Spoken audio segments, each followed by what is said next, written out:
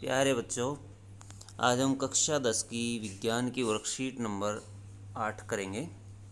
धातु और अधातु। तो बच्चों देखिए, कुछ भौतिक गुण धर्म दिए गए हैं धातु और अधातु के। देखिए गुण धर्म नंबर 1, धात्विक चमक।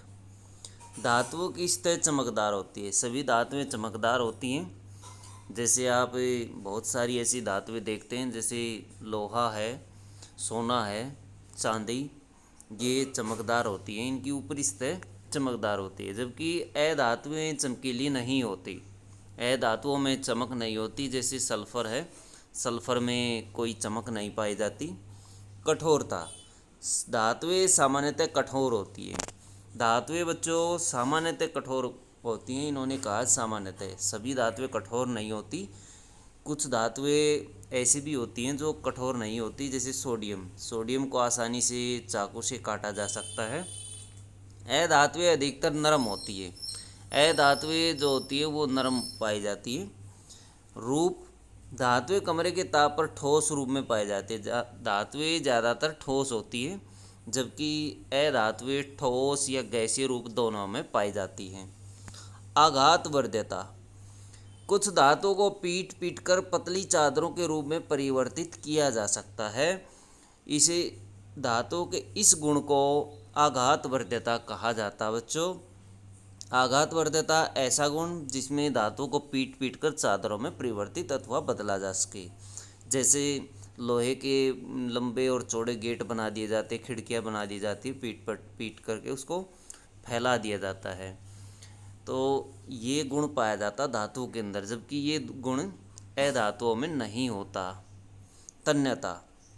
धातुओं को पतली तारों में खींचा जा सकता है। धातु के लंबे और पतले तार बनाए जा सकते हैं। जैसे लोहे के, एल्यूमिनियम के और तांबे के तार बनाए जाते हैं, जो विद्युत की डोरियां बनाने के लिए प्रयोग किए जाते हैं।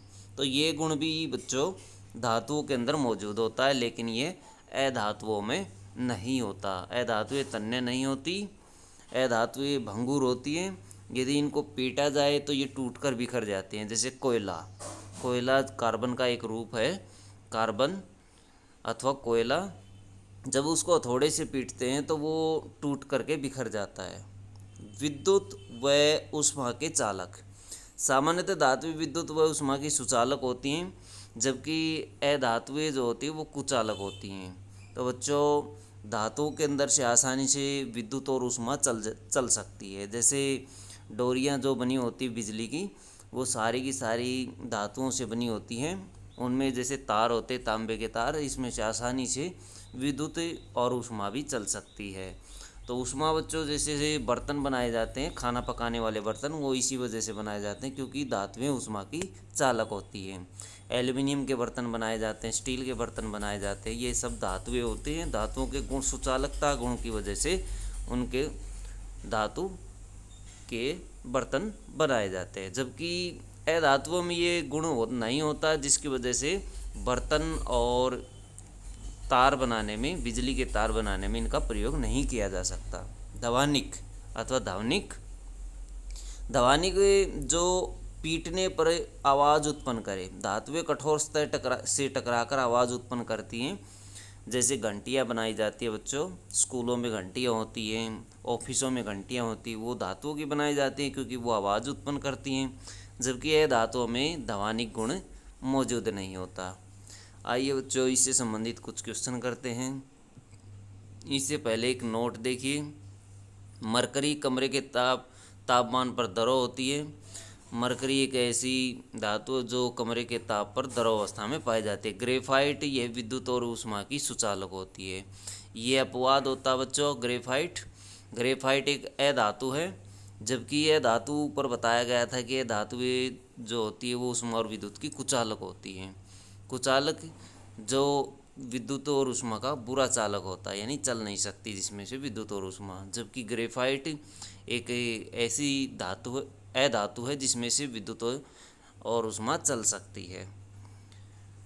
अब देखिए क्वेश्चन, अपने आसपास से किन्हीं 3 धातुओं के नाम लिखिए। तो बच्चों, अपने आसपास से कोई भी धातु आप लिख सकते हैं। जैसे सोना आप लिख सकते हैं, चांदी लिख सकते हैं, लोहा लिख सकते हैं, कोई भी आप जो भी आपको धातु दिखाई दे वो आप इसमें लिख सकते हैं।